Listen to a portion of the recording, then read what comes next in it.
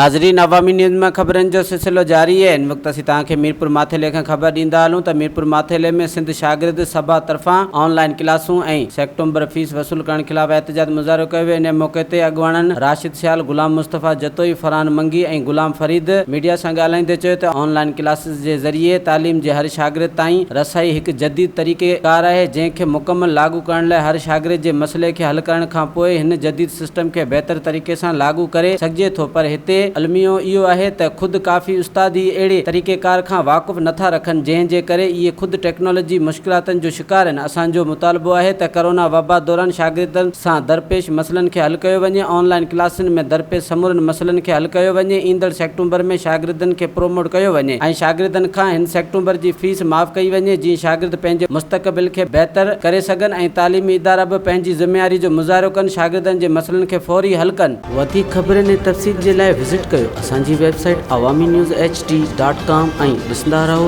Awami news HD।